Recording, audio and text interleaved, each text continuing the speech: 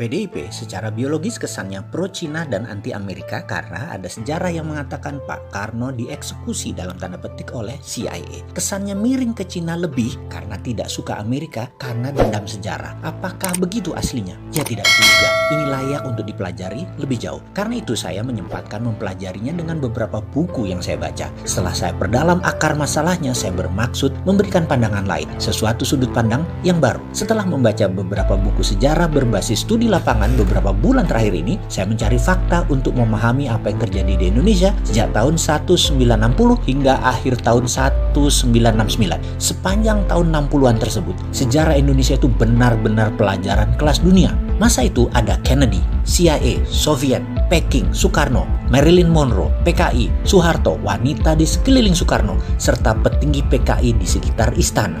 Serta banyak lagi drama di tahun 60-an tersebut menarik sekali. 3 buku saya habiskan dalam waktu 2 bulan kemarin. Setelah membaca, saya pun menganalisa, sehingga saya rasanya punya pendapat lain melihat sejarah dan realita terhadap apa yang terjadi terhadap Presiden Soekarno. Kita semua tahu bahwa globalis mulai menunjukkan taringnya di dunia di sekitar tahun 60-an tersebut, yaitu ketika mereka diusik kenyamanannya dalam hal kendali transaksi terhadap dolar, di mana mereka yang memegang dunia perbankan dan cara pembayaran menguasai Federal Reserve Amerika. Mereka memiliki kemampuan dan akses untuk mencetak uang sekalipun, dan mereka bisa. Mereka swasta loh ini. Berkali-kali saya mengatakan Amerika itu negara swasta karena memang kuat sekali swastanya, dan mereka itulah para globalis cabal. Ketika Kennedy memiliki platform baru, yaitu akan mencetak greenback by gold atau dolar negara Amerika yang dicetak berdasarkan jaminan underlying emas, maka ini ancaman bagi globalis cabal. Untuk itu, Kennedy memerlukan Indonesia. Ada perjanjian yang menguatkan rencana besar itu. Perjanjian tersebut membawa Indonesia ke kancah internasional, di mana Indonesia di tahun 60-an adalah memiliki kekuatan militer terkuat di selatan Khatulistiwa. Benar, Indonesia adalah kekuatan terkuat di bumi bagian selatan waktu itu dan atas banyak bidang termasuk ekonomi, yaitu rupiah. Pak Karno ada di tengah rencana besar dunia akan menerbitkan dolar versi negara dalam tanda petik Amerika, di mana ketika Amerika akan mencetak uang, mereka memerlukan jaminan underlying emas. Untuk itu Kennedy meminta jaminan emas Indonesia sebagai salah satu bagian dari underlying dolar terbit, yaitu dolar baru versi Kennedy. Perjanjian di Jenewa yang bernama Grand Hilton Memorial Agreement yang ditandatangani oleh Presiden Kennedy dan Presiden Soekarno menjadi salah satu tonggak besar sejarah dunia. Tetapi globalis cabal yang terancam kendalinya punya skenario lain. Kennedy ditembak di Dallas. Mobil kenegaraan yang tidak pernah jalan pelan saat itu jalan di bawah 20 mile per jam yang seharusnya tidak boleh, dan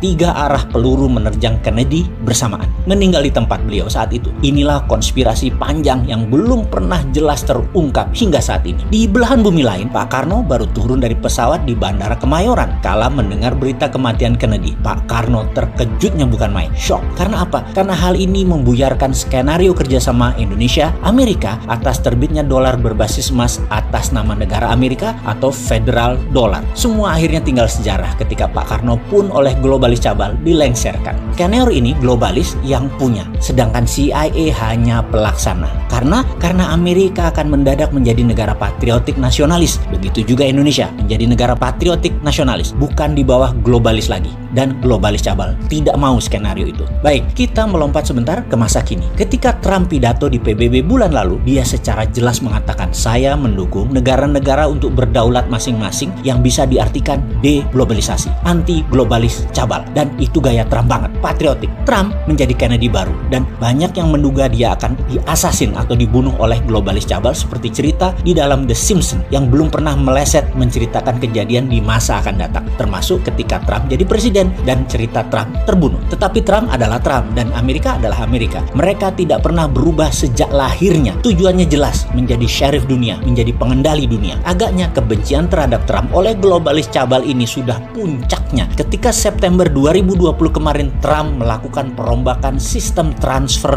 dolar. Kita beri catatan sebentar ya terhadap Trump sebagai pengingat, dan ada strategi yang layak ditiru untuk membuat Amerika negara berdaulat dan superpower. Juga kalau kita berani berani tiru bisa membuat Indonesia berdaulat. Pertama, kalau Trump jadi presiden Amerika, jabatan keduanya dia akan menggunakan emas sebagai underlying dolar. Kemudian Federal Reserve Amerika sudah berada di bawah Kementerian Keuangan, tinggal dikuatkan lagi di masa jabatan kedua. Ingat ya, kita juga berkali-kali sejak beberapa tahun yang lalu kalau kita dapat mandat, BI kita bubarkan, jadikan Dirjen Moneter di bawah Kementerian Keuangan. Agaknya ditiru Amerika terlebih dahulu ya. Oke, belagu juga ya si Sontoloyo ini pamer-pamer. Oke, kita lanjut. Lalu, Trump lakukan apa September 2020 kemarin? Swift transfer dolar, perusahaan network transfer money antar negara yang berpusat di Basel, Switzerland, tidak dipakai lagi. Penguasa keuangan dunia globalis cabal Rothschild mulai meredup sejak 2500 tahun yang lalu berkuasa, dan mereka termasuk yang sangat marah terhadap Trump. Oleh Trump, diganti dengan kuantum komputer yang dikembangkan oleh pemerintah Amerika yang telah digunakan oleh banyak bank sentral dan Fed sebagai lending konsorsianya. Inilah perang sesungguhnya saat ini. Globalis cabal di belakang Demokrat dan Tiongkok melawan Amerika patriotis nasionalis di bawah Trump. Ada yang menarik, kesadaran bernegara Amerika lagi tinggi-tingginya sehingga beberapa pendekatan pidato Biden-Kamala terpaksa harus menirunya, yaitu agar tidak ketinggalan zaman. Biden-Kamala juga ke arah patriotisme jualan untuk pemenangan dalam Pilpres nanti. Jadi ada pengamat intelijen pertahanan dunia yang mengatakan kalau Biden menang tetap akan perang melawan Tiongkok juga globalis karena Amerika mendadak menjadi negara patriotik. Jadi Trump atau Biden, Amerika tetap Amerika. Oke. Sekarang mulai kebayang apa hubungannya dengan Omnibus Law, hubungan kebijakan luar negeri Indonesia, apa hubungannya terhadap COVID dan ekonomi Indonesia dari cerita tersebut. Apa harus dijelaskan lebih rinci lagi? Ini pelajaran sesungguhnya ada yang minat nggak sih? Yang menjabat ada yang ngerti nggak sih beginian?